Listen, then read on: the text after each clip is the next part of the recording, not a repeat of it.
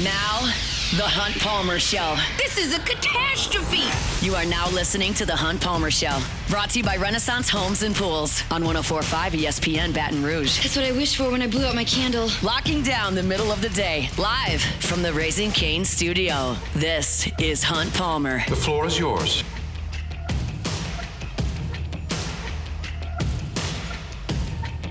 All right, welcome back in. Hour number 2 here on a Wednesday edition of the Hunt Palmer Show. Taylor Sharp here with you. Jordan Kitchens, Cassie Smith-Alley along for the ride as well. Hunt out for the rest of the week, so we are here for another hour today. Then we got tomorrow, and then we are off on a 3-day holiday weekend.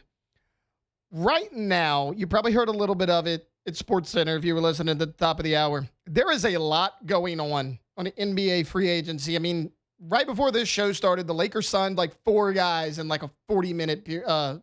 It was pretty impressive. And the biggest name, Jordan, was center Walker Kessler, a guy who is currently only 24 years old, only played in 5 games a year ago, but he averaged 14.5 points, 10.5 rebounds per game, and the year before that, 11 and 12. So he's a guy that's been productive. He's young. He's long. We know what kind of shot blocker this guy can be as well. I don't know if you heard this, but Monday it was reported that Luka Doncic told the LA Lakers he wanted a, quote, A-list center in free agency.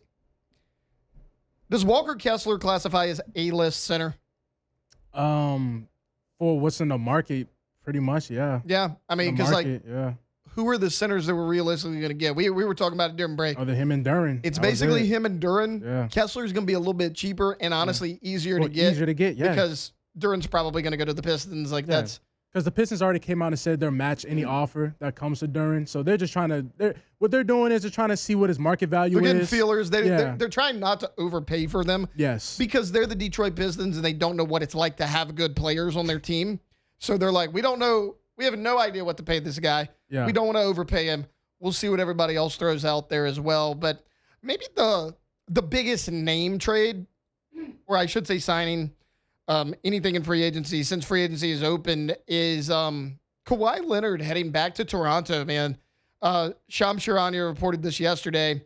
Clippers have agreed on a deal sending Kawhi Leonard to the Raptors for Brandon Ingram. So you dump that big contract.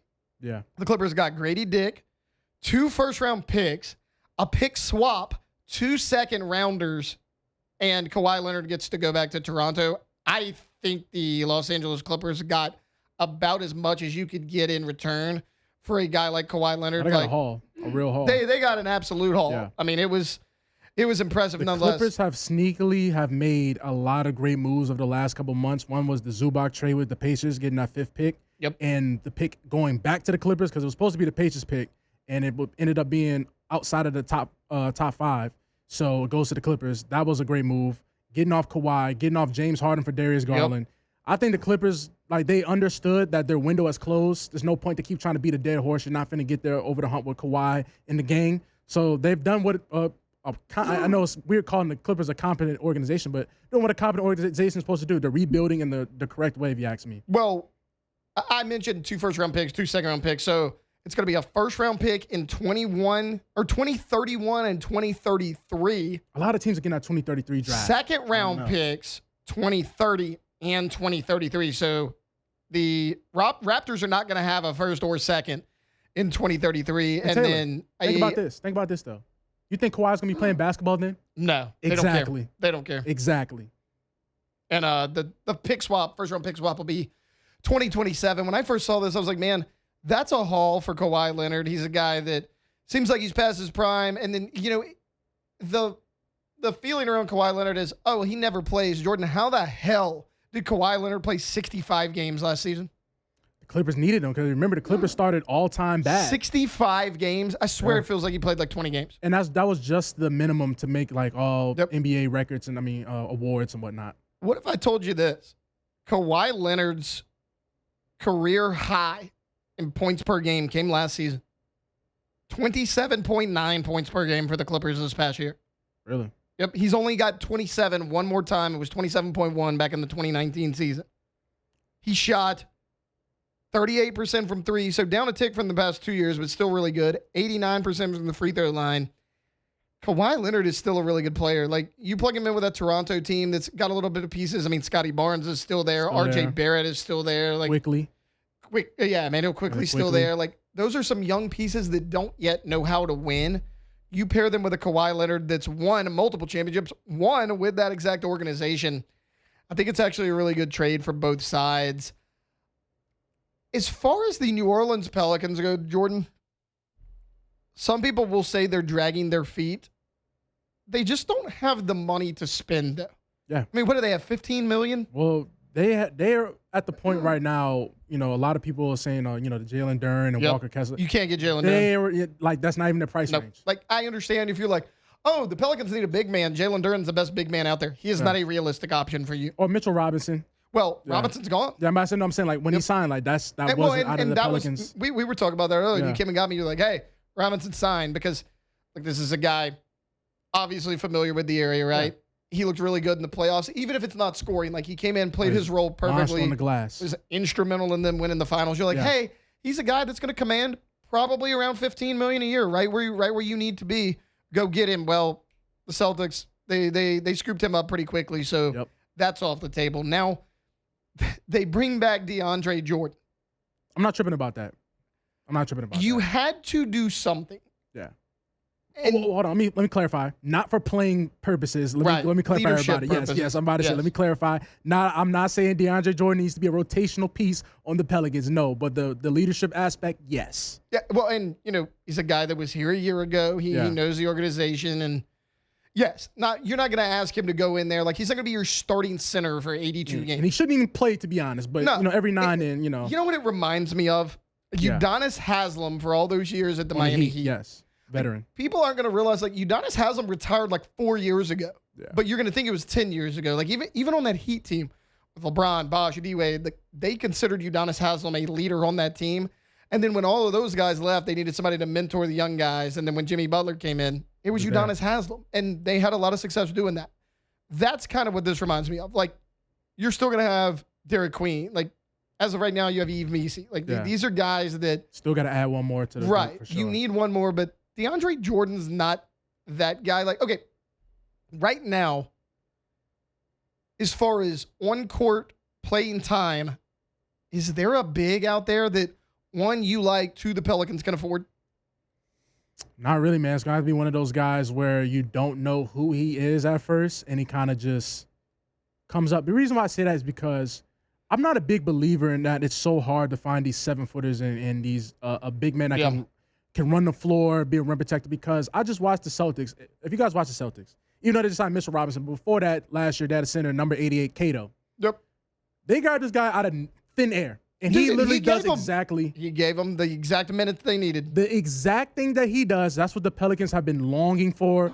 A guy that's going to sit there and be a paint presence, bring some physicality, setting screens, can roll, block a shot, dunk the ball. That's it. Yves Missi, we want him to get there. He's not there yet. And honestly, Missi problem is he's just started playing basketball in the last couple of years. Like he's one of those guys late. He's a little light in the ass, too. He's very got to get into the gym. Got to get in the gym and bring that a little bit more physicality. But the Pelicans, they need to find a way. And it's saying this, it sounds like a broken record because it feels like we've been asking, us as a fan base have been longing and asking for a legitimate center. And it's sad that DeAndre Jordan had to come off his couch and actually was one of the most competent centers you had just to give you a body, too. Yes. I mean, just to give you a body. It's insane. He had to come in and do it. Okay, so we'll say, let's chalk up big man as a loss, at least right now in free agency. You were one of the worst three-point shooting teams in the league a year ago. No question. I'm going to throw some names out at you. You just give me a simple yes or no. Gary Trent Jr. He's 27 years old. He shot. I would say, yeah, because he shot 36% from three, so it was down a little bit. 41 the year before that, but dude, I mean, he's 27 years old. The reason I'm gonna say yes is because I know he's on the cheaper contract than Jordan Poole, and he probably can give you the exact same production that Jordan Poole would give you. I believe he's not making nowhere close to Jordan Poole. No, his projected value. So Jordan Poole's still on that the Warriors contract. Gary Trent Jr. previous average annual value was $3.7 million. Yeah, there's no way. Exactly. I'll take that. I will take that for as his well. value. Yes, absolutely. 100%. I'll take that. Jordan Clarkson. No, wouldn't take Jordan Clarkson. Wouldn't No. take Jordan Clarkson? No. He didn't shoot well last year. Yeah, now, no. he gave some big-time minutes for the Knicks but- in their finals run, but that team was so deep. And also Jordan Clarkson about to be 35 years Yeah, old. we got guards that can ball handle. Yeah. If DeJounte's still here. Matisse Thybulle. Defender, but not. We need shooters. He's not a volume shooter, but really good defender. his percentage a year ago, 39.8, so almost 40% from three. How many times, they got the attempts? He attempted about 4 a game. Okay. 3.4 a game. All right, that's better than I was expecting. And then the year before that, about the same, 3.5 a game. He shot 43% from three. So I can work with that. He's a guy, and 28 years old. I can work with not that. super expensive. And he plays great defense. So I Plays can work great with defense. That. That's what Mosley wants. Seth Curry. Shooting wise, look. Just shooting purposes. We need shooting, so it's like any of these guys can come play on this basketball team. I mean, we're talking about a team that was out there where Jordan Poole can hit a shot. Jordan Hawkins, who was supposed to be the guy that we're talking about, the shooter, the Gary Trent role, that's really supposed to be Hawkins. He just never lived up to it. Well, that's the thing, right? Like right now, you're shooting off the bench is Jordan Hawkins and Jordan Poole. So non-existent. And neither of them have given you anything. Yeah. Any of these guys I'm listing, like, give you something. They're an improvement. Yes. They're something. They're cheap. And they can give you valuable minutes, and you know that they can shoot the basketball. Yep. Like, everybody's going to say, oh, Seth Curry, he's old, this, and that. He only played, 10 games a year ago. Yeah, he played 10 games a year ago, shot 48% from three. Yeah. And again, it's only 10 games, small sample size. That's fine. 2 years ago, 68 games for the Hornets, 45.6% from three. I mean, your last name's Curry. We expect you to shoot. Yeah. That is a guy. You're not going to ask him to come in and be the primary ball handler like he used to be. I mean, he's 35 years old. He doesn't have to come in. Can you come in and give me minutes off the bench and give me some threes? Yeah. Because you were one of the worst 3-point shooting teams in the league. Like, that is all I'm asking for when I throw guys out there like this. All right, I got one more for you. Cam Thomas. Yeah, no. A lot of people can be like, "Oh man, what?" Listen, man, there's a reason why Cam Thomas is not in the NBA right now. He had every opportunity on the Bucks last year to try and make something they just work. flat out released him. Thank you, Taylor. Like, he's not on a team. He's young. He was a first-round pick, and he averaged over 20 points a game, and he got released from the Bucks, who were losing last year. That's not good. Released after 18 games. Yeah, that's not good. No. And he averaged 10.5 a game, but here's the issue. So here's what he's done in his career as far as 3-point shooting. 27% as a rookie, 38, 36, 34, 32, 27. Since his second year in the league, his 3-point percentage has dropped every single year for 5 years in a row. Oh, I can tell you why. It's because of his shot diet. He has one of the worst, the shots that Cam Thomas takes and attempts, you would think he's Kobe Bryant. You're not Kobe, bro. So that's why I'm good on having Cam Thomas, that type of guy that's going to come in and ball hog. Not, I'm just a scorer. You're an undersized guard that all you bring to the game is scoring. You don't play make. You don't play defense. No, I know we're the Pelicans, quote unquote, but we're not the Ling Hai Sharks or something in China. So no, we're good. We're good on that. LeBron James? I'm kidding. He's not coming. He's not coming to the Pelicans. But again, we were just talking about it a second ago. Like, it's not the least appealing option he's going to have. Listen, Bron, if you want to take our guy Dev, he sent out a tweet to him. He's like, hey, try something different. Come to New Orleans. Like, look, if you don't think you can compete this year for a deep playoff run, then sell the crap out of tickets and merch. Yeah.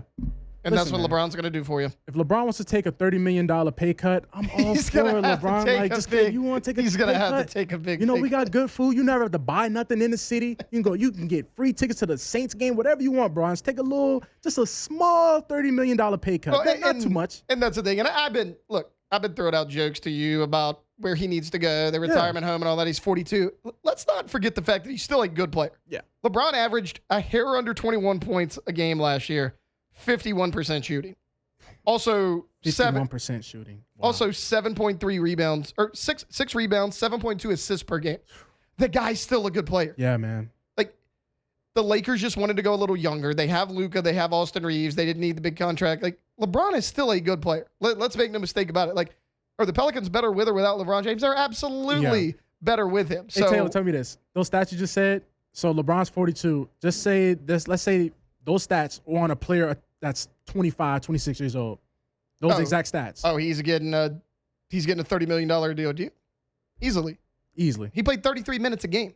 Played 60 games at 41 years old. That's an all-star right there? That's an all-star right there. There you go. If you're in your third year in the league. Yeah. Because you're not as old, you're probably playing more than 60 games. Yeah, absolutely, man. Absolutely. So yes, I like to make jokes and understand what he is. Okay, before we go to break, where do you think he's going? Or where do you think's a good fit for him?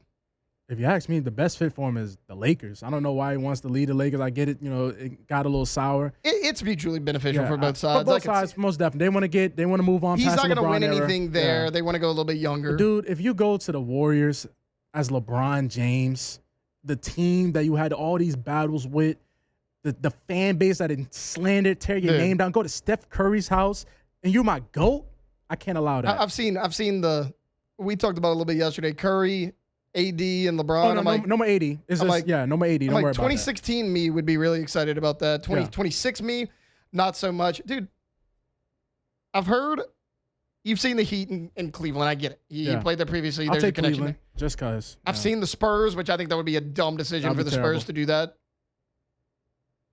I think he fits well with the Denver Nuggets, man.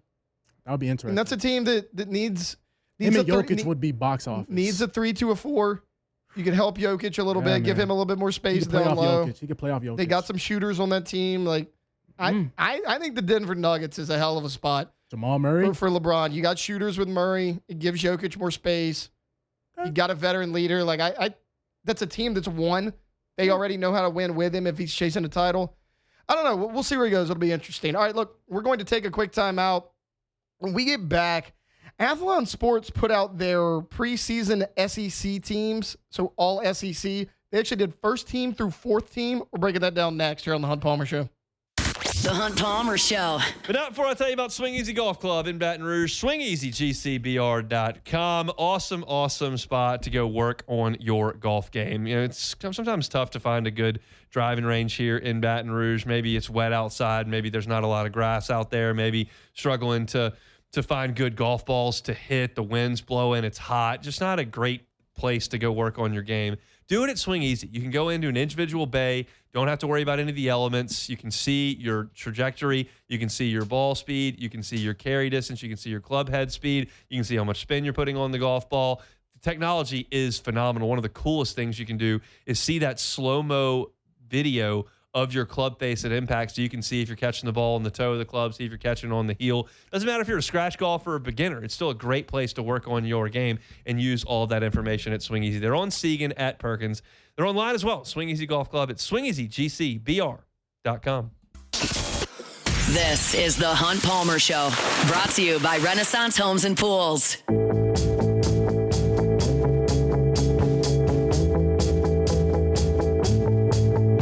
Take a tour at Marucci. What a cool place that we've got here in Baton Rouge. Marucci is available to you to take a tour. It's available to you to work on your game. Tours first. You go see where the official bat of Major League Baseball is made. You go see where they make 1,200 of them every day.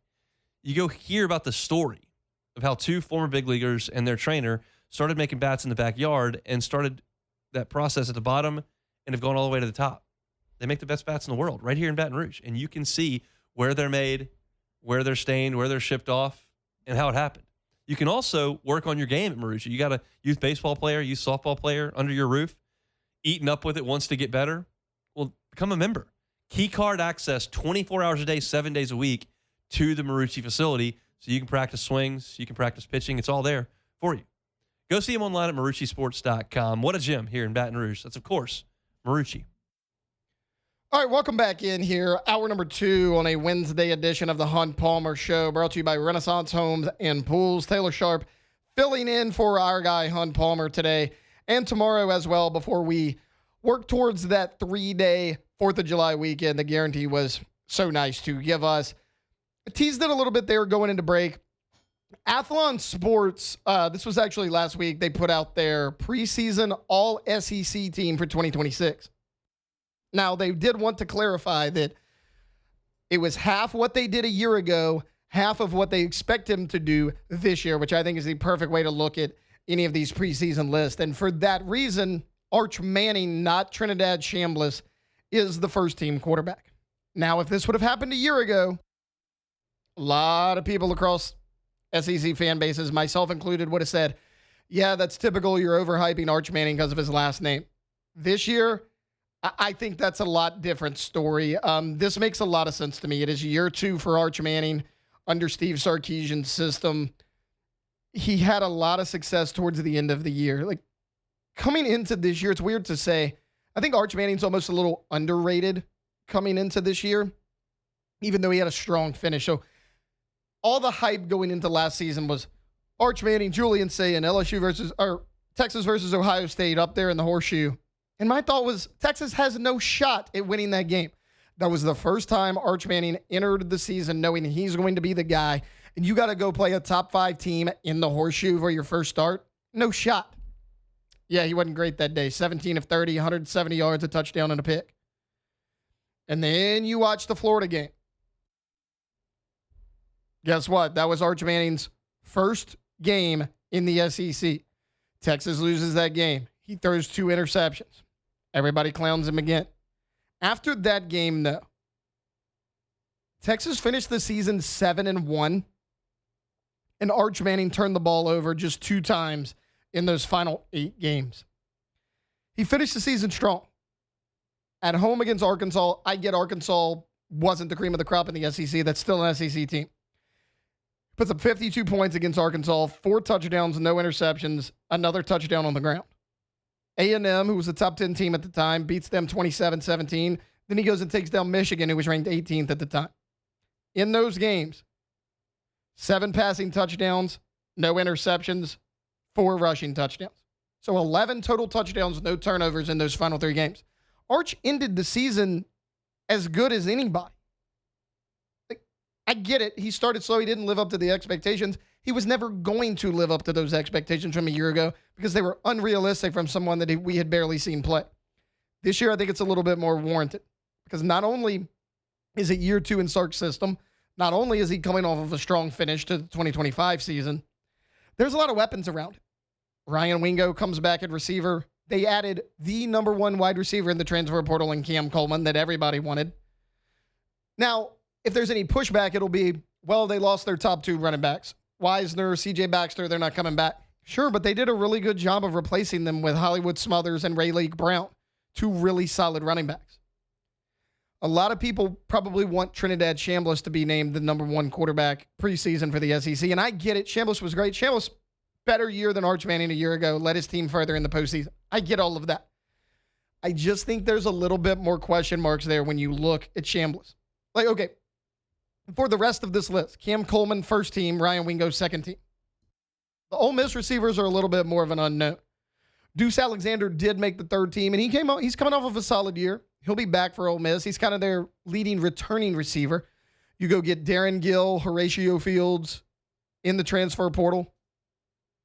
I mean, those are quality receivers. None of them lit the world on fire, and I get they were in situations with maybe not necessarily the best quarterback play, but we don't know what they're going to be in the SEC. We have no idea. Gunnar Stockton is the third team quarterback. Absolutely no complaints there. I think Stockton's been steady for Georgia for a while. I get it. I'm okay with not putting Sam Levitt on this list, even though I think he's as talented, if not more so, than anybody on this list. Never seen him play in the SEC. Him and Lane Kiffin, first year at LSU, and he's coming off of an injury-riddled season in 2025. I'm totally cool with that because it should be part of what we've seen, part of what we think they're going to do next season. I'm good with it. As far as the rest of the Tigers, LSU was actually represented really well, despite all the additions and the transfers and a little bit of an unknown. First team, you had 5 guys on the first team. Trey Green, obviously, first team tight end. He's going to be an absolute freak. Jordan Seaton, the number 1 left tackle in the transfer portal. He does make first team all SEC preseason on that offensive line. Prince Willoughby makes it on the defensive line. He's coming in. You hope he's going to be that edge rusher for you that you missed so much a year ago. Whit Weeks, preseason first team all SEC. No surprise there. Weeks has been a stud for 3 years now. And then your final first team player is DJ Pickett at corner going into year 2. Ty Benefield makes second team. Now, do I think there are 3 safeties in the SEC better than Ty Benefield? No, I absolutely do not. I think I've made it pretty clear on these airwaves, my opinion of Ty Benefield. I think he's the best player LSU got in the transfer portal. But again, we haven't seen it in the SEC. So I'm 100% good with it. And then Grant Chadwick makes it for LSU on the second team as the punter. Third team, 4 guys. Harlem Berry, Jace Brown, Braylon Moore, TJ Dottery. Harlem Berry finished the season strong. Not eye-popping numbers, but did a nice job. I think he's going to be great in Lane Kiffin's system. But again, we do have to see it. And there's competition for carries. Not just Caden Durham, but we talked about Dylan Jones a few days ago as well. The staff loves Dylan Jones, and a lot of people after spring said if the season started today, Dylan Jones would actually probably be the starting running back for this team. Jace Brown comes in from Kansas State. Probably the most known production LSU got at wide receiver out of the portal. As far as Power 4 goes, Jackson Harris lit the world on fire over there in Hawaii, but he's taking a step up in competition. Braylon Moore returns for you at center, and then TJ Dottery, third-team linebacker who actually led Ole Miss's defense in tackles back in 2025. So I really like the list overall. I do not have an issue with it. The receiving core for the first team, Cam Coleman, Mario Craver from Texas A&M makes that list as well. So really talented group there. But yeah, I'm good with Arch Manning being the first team quarterback over Trinidad Chambliss because I think he's in a better position to succeed this upcoming season. And that's what it's about. It's leading into this season based on what you think they're going to do. There's more weapons around him. He's more familiar with Sark's system. Keep in mind, Lane Kiffin and Charlie Weiss Jr. both are gone from Ole Miss. They might keep things a little bit of the same so that Trinidad Chambliss is comfortable, but there's going to be some new wrinkles and some new mixtures coming up in that offense. How does he adapt to it? How does the rest of the team do? Lose both their starting tackles from a year ago as well. That's an Ole Miss team that, while they brought in a good bit of players, they did a good job in the portal, they lose a little bit too, and Kiffin and Charlie Weiss, the biggest losses of them all. All right, we're going to take a quick timeout. When we get back, ESPN.com put out off-season grades for all 32 NFL teams. I'll tell you where the Saints land, what letter grade they got, but there's a few teams on here that are way too high and some that I think are very underrated. We're breaking that down next here on the Hunt Palmer Show. The Hunt Palmer Show.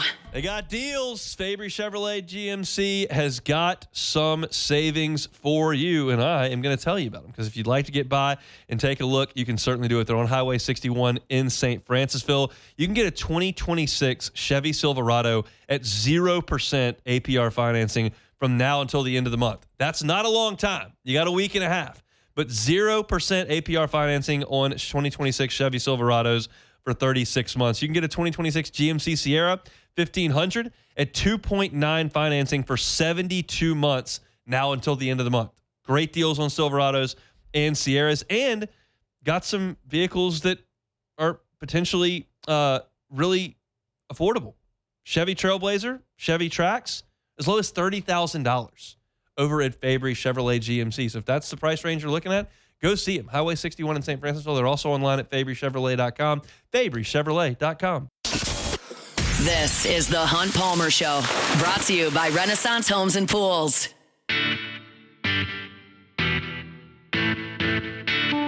This time of year, great time to have a pool because it's 1,000 degrees, and it's going to be 1,000 degrees until Halloween. So if you want to get that pool that you've always dreamed of, and you think, man, I just never know when it's the time, have the conversation with the folks at Renaissance Homes and Pools. Joey Blanchard is the owner of the company. He's the guy you'll work with. He's the guy that will walk you through the entire process. And I'm going to give you his cell phone number to shoot him a text if you want to start that process. No matter what you're looking for a huge pool for your 6 kids and grandkids, Renaissance Homes and Pools can do it. Maybe you just want a cocktail pool, place to cool off, read a book, have a drink. They can do that too. No matter what you're looking for, Renaissance Homes and Pools can make it a reality for you. Text Joey. He's the owner. 225-252-7745. That's 225, obviously right here in Baton Rouge. 252-7745. Say, hey, heard about you on Hunt Show. Would like to look into a pool. All right, welcome back in here. Thursday edition of the Hunt Palmer Show. Taylor Shorp sitting in for Hunt Palmer. We got about 20 minutes or so left with you here on this Thursday edition, brought to you by Renaissance Homes and Pools. ESPN.com gave a offseason letter grade to all 32 NFL teams, and the New Orleans Saints got a solid B. It says their biggest move was drafting Jordan Tyson. Move they liked the most was signing guard David Edwards. That makes a lot of sense. And the move they disliked was signing running back Travis Etienne Jr., which I could not disagree with more. It says the Saints brought in Etienne, who should help Shuck in the offense. Cannot get behind this deal, especially at $12 million per deal, though he's coming off of a good season. He finished with fewer rushing yards than expected the past two. Regardless of whether Alvin Kamara was going to remain on this team, the Saints needed running back help. But the contract for a player without a great track record isn't worth it. I think Travis Etienne has a great track record. He's had 1,000 yards in 3 out of 4 of the seasons that he's played. He's just coming off of the most touchdowns he had, 9 rushing touchdowns a year ago. Pair that with 6 receiving touchdowns for Jacksonville a year ago. That's 15 total touchdowns. He's a guy that's still not even 30 years old yet. You had to have a running back. Aldrick Estime showed promise. You don't know what he can do for a full season. Devin Neal and Kendre Miller can't stay healthy. You bring in Ty Chandler. What kind of back could he be for you? And then Alvin Kamara's getting older, and he's not the same Kamara that he was 2 to 3 years ago. You had to bring in a running back. I love this spot. That was one of my favorite moves that the Saints made in the offseason because you had to bring in somebody. You got somebody with a little hometown flair. But this segment's not really about the New Orleans Saints, even though, I could spend 20 minutes on just that. There are 2 teams on this list that I think one is incredibly overrated and one I think is being a little bit disrespected. The first one is the team that I believe is overrated, and that's the Miami Dolphins, who have received an A grade, an A- on this list. It says the move that ESPN.com liked the most was signing Malik Willis to a 3-year, $67.5 million contract. Why the hell is that the move you like the most? I'm not saying Malik Willis isn't going to be a good NFL quarterback. I'm saying a $67 million contract is a heck of a lot for a quarterback that we don't know what he's going to be. Now, sure, $67.5 million over a 3-year span is still bargain bin shopping, but what hope do you have around it? You let Jalen Waddle walk in free agency. He's now a Denver Bronco. Tyreek Hill currently a free agent. Right now, your wide receiver core in Miami is Malik Washington, Jalen Tolbert, Tutu Atwell, Chris Bell, Caleb Douglas, and Kevin Coleman Jr. If you're sitting there wondering who the hell are those guys, that's my exact point. This is not a good team. This is not a good situation, I don't think, for Malik Willis to be in year one as the full-time starter for an NFL franchise. Oh, and you hired Jeff Hafley, a first-time NFL head coach, to make matters worse. I don't know what this is going to look like. I don't think Miami's had a great offseason at all.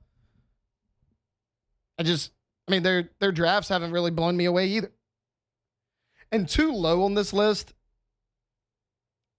I think the LA Rams with a C+ grade. What's not to like about what the LA Rams have done this offseason? You traded for the best defensive player in the NFL and signed 2 really good corners in Trent McDuffie and Jalen Watson, who are day one plug-and-play guys that can both be shut down any given Sunday. Sure, you lose Jared Verse, who is a young, cheap, and very talented young player. But this team is built to win now. I'm not worried about losing Jared Verse if I'm a Rams fan 2, 3, 4 years down the road. Myles Garrett gives you a much better chance to win right now, and that's what this team's trying to do. I understand Matthew Stafford just won the MVP. Matthew Stafford, 38 years old. He ain't getting any younger. How much longer does he have left?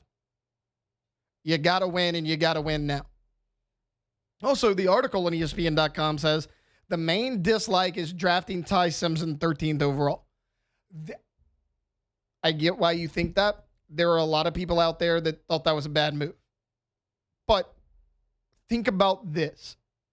What player at 13th would have helped this team tremendously this season that's in win now? Sure, there was a receiver or 2 out there that you could have got that could have bolstered things up, but you got Puka Nacua and Devontae Adams already. What's that going to look like for the future of your franchise? Everything this team has done in the offseason was to win now. They wanted to make one move building for the future. I'm good with it. I actually didn't like it when they originally did it, but the more I've said on it, the more I'm good with it. Because if you truly believe that Ty Simpson can be the quarterback of your future, You had to go get him because you're at 13. You don't know what anybody else was going to do in the first round. You were worried you couldn't get back into the first round and draft him later on. Go get your guy. Like, who in that spot was going to help you tremendously after all the moves you had made? You hadn't traded for Garrett yet, but, I mean, that was something that you have to imagine was in the works. I'm okay with that. I think the Rams should be ranked a little bit higher. If the worst thing they did was potentially draft their quarterback of the future to sit and learn behind Matthew Stafford, then I'd say they had a pretty damn good offseason. I mean, what? Could you have drafted a corner in that spot? Didn't need to. Had McDuffie and Watson. Could have drafted a receiver in that spot. Didn't need to. Have Nakua and Devontae Adams. Running back, you weren't drafted one that high anyways, but you already got Kyron Williams and Blake Coral. Your offensive line set for the most part. Maybe you could have helped there, but if they didn't see value there at 13, why do it? Why reach on someone? If this is truly the player they think is going to take over for Matthew Stafford, I'm good with it. I would honestly probably flip the two teams. I'm probably giving Miami a C+ and the Rams an A-. Might even go lower on Miami. Like, you signed a relatively unproven quarterback in the NFL to be your starter, pair him with a rookie head coach, and you got rid of your two best weapons on the outside in Jalen Waddle and Tyreek Hill. That's supposed to impress me and give you an A- grade? No, I don't think so. Look, we'll dive into a little bit more of this tomorrow. We'll probably dive into a little bit of why they ranked the Saints where they did, the moves they liked, the moves they didn't. We're going to have Preston Guy on the show tomorrow as well. We got about 15 or so minutes left here on a Thursday edition of the Hunt Palmer Show. So here's what we're going to do. We're going to take a timeout. We're going to come back. We're going to close it out with a little take it or leave it. The Hunt Palmer Show. Boudreaux's Electrical Services. Boudreaux's Electrical Services. Make sure the power doesn't go out on you. We're going to have some nasty storms blowing through Louisiana, all from the north to the south portion of the state. And you know when those happen, especially as the weather warms up, you can lose power. It's at the very least annoying. At the worst, it's debilitating for work and sleep. Make sure it doesn't happen. Boudreaux's Electrical can come out, have a local team install that Generac home standby generator, and make sure that your power does not go off. Evacuate from a storm. You want to come back to a dark, hot house with a ruined fridge and freezer? No. You want to come back to a house that's powered. Boudreaux's Electrical can make that happen with that Generac home standby generator. Give them a call at 985-397-1562, 985-397-1562, or 225-300-9389. That's 225-300-9389. You can do it the easy way. Find them online at boudreauxelectrical.com. That's Boudreaux's Electrical Services. You're listening to The Hunt Palmer Show, brought to you by Renaissance Homes and Pools.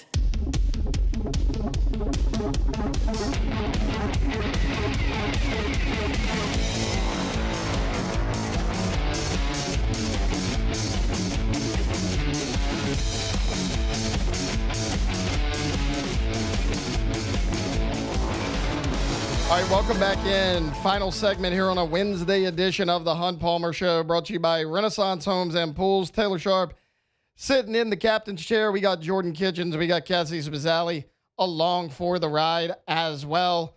Look, we've blown through a lot of different topics today. That is going to continue tomorrow as well. Little preview of tomorrow. We're going to have Preston Guy on TigerBait.com. Talk a little LSU recruiting. I am getting a text message now. Look, we're gonna have a little fantasy football segment tomorrow as well. It's that time of year. Wanted to kind of mix it up a little bit, so we'll have that. My guy Jake Hubman of the Fantasy Headliners gonna hop on with us at some point tomorrow. One thing left to do today. We do it to wrap up each and every show here on the Hunt Palmer Show. Jordan, take it away with some Take It or Leave It. Take it or leave it. Take it or leave it. Take it or leave it. Today's hottest stories in sports, news, and sometimes even Hunt's life. The question is, will he take them or leave them? All right, so free agent guard Mike Conley Jr. has agreed to a one-year deal with the Boston Celtics, sources tell ESPN. Conley becomes only the 14th player in NBA history to reach 20 seasons. So will this become more common as the years go on for players to reach 20 years in the NBA? Take it or leave it. Yeah, I'll take it. I'll take it. It's becoming more popular or more common in the NFL as well. Yeah. I mean, think about all the quarterbacks that are playing Tom well Brady. well into their 40s. I mean, Matthew Stafford, he'll be 39 at some point. What's Rodgers right now? Rodgers is 41, I think, Okay. or 42, one of those. Yeah. Like, Tom Brady played till he was 45. I mean, it's kind of the argument I make when everyone says, I can't believe the Saints drafted a 26-year-old. He's way too old. Guys, if Tyler Shuck is your starting quarterback for the next decade, he's sitting there at 36. Yeah.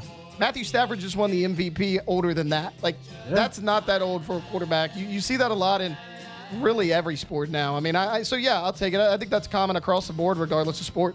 All right, so 2 people are now in NYPD custody after climbing on top of the Empire State Building, where they unfurled a large banner atop the iconic Manhattan landmark. Approximately after 30 minutes on top of the tower, the pair began climbing down the spiral until a platform where one of them appears to propose to the other. So, proposal on top of the Empire State Building. Take it or leave it. Yeah, if you can do it, take it, man. Why not? I'll take it. I saw this video. Musso showed it to me actually right before I came on air. He was like, look at these 2 idiots climbing the Empire State Building. We're watching it. He's like, wait a minute. One of them proposed to the other. Here's what I'm saying. Thank God I'm already married. If I was another guy, I'd be pissed seeing that, because then your girlfriend would be like, okay, well, you got to do something to top that. Any of you fellas out there that are thinking about proposing, if your girlfriend has seen this, good luck to you. Is all I got to say. Like, that's impressive. The fact that she climbed it with him. Yeah, man. Like, that's impressive as well. I mean, yeah, that's obviously totally illegal. Honestly, it looked like they free climbed it too. Yes. I didn't see any have harnesses. Like, to them, no. The balls on that couple. Yes. No thanks. Yes. And if I climb all the way up there, I'm not coming down. Yeah, man. Like, y'all gotta get the helicopter. Going up was scary enough. Free climbing, going down. I did all that effort, exerted all that energy. No, like you have to. Tell you what, you want to arrest me? Cool. Go get your NYPD chopper and come get me down. I will go down that way. But heck of a proposal, man.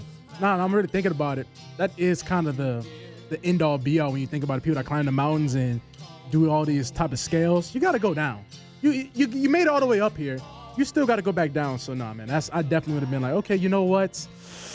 Let's call him the chopper, man. I'm not looking down. So Guardians rookie Cooper Ingle made a big mistake last night that he will never forget. So the Cleveland's left fielder lost track of the number of outs in the 7th inning last night, and he threw the ball into the stands, thinking it was 3 outs, and allowed the Texas Rangers to score the go-ahead run to win the game 4-2. So, making a bonehead mistake in your second, I didn't mention that, this was his second MLB game. Take it or leave it.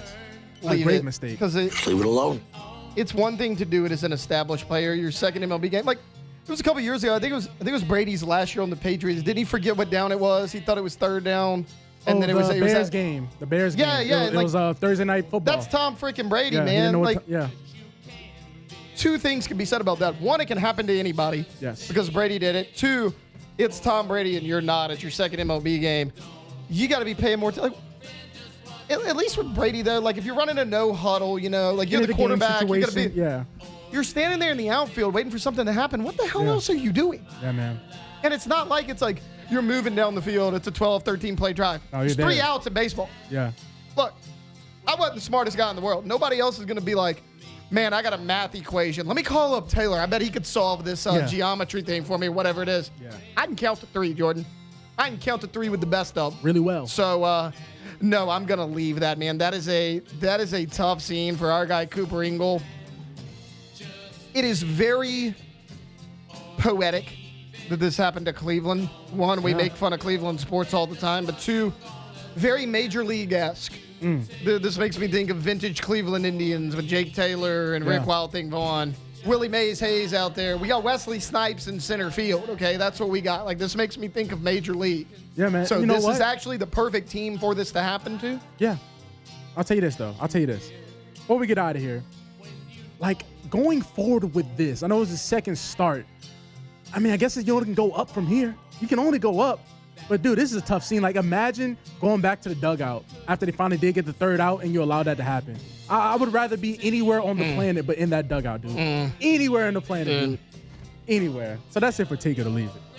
All right, that'll do it for Take It or Leave It, and that'll do it for a Wednesday edition of the Hunt Palmer Show. Had a lot of fun today. We bounced around a lot of different topics. Taco Bell really made me mad yesterday, but we'll save that. It's a scam. Dude, I mean, we've had a good day. Okay, we started out angry on the show. We got better as the show went on. That's all we can ask for. Again, look, we're going to be jam-packed tomorrow. We're going to talk a little fantasy football. We're going to have our guy, Preston Guy, TigerBay.com. Normally Friday, he's going to move up a day because there is a lot going on in the recruiting world of college football, a lot of it involving the LSU Tigers. Look, we're talking Saints. We're talking SEC football. We're talking NFL. Heck, maybe we'll even get a little World Cup recap as our guys, USA, taking on Bosnia tonight. Be locked in. We're talking about it a little bit tomorrow here on the Hunt Palmer Show. So, again, we got one more day left in the work week. We're back same time, same place tomorrow here on 104.5 ESPN Baton Rouge. The Hunt Palmer Show. Lifetime Roofing, lifetimeroofingla.com, lifetimeroofingla.com is that website. Look, storm season is around the corner. Maybe you don't feel like you need a new roof. You don't have any leaking issues that you know of. The roof's a little bit older, but you don't see it discolored. It's not giving you problems. But you're a little bit nervous what a storm might do. Well, they don't have to put a new roof on. They can at Lifetime Roofing, but they can come over and they can do a tune-up to reinforce that roof so you feel like you've got more peace of mind as storm season approaches. It's just part of our life down here in South Louisiana. We know storm season can be rough. We've had a couple of quiet ones in a row. I hope there's 10 more to come just like it. But I think we all know that that's unlikely. If you want to take care of that big investment, which is your house, take care of the people under your roof, which is the most important thing in your life, and want to make sure that your roof is in the best shape it can be to do that, Lifetime Roofing is a company you can trust. They're Baton Rouge-based, Louisiana people, give you a lifetime workmanship warranty. It's Lifetime Roofing, lifetimeroofingla.com.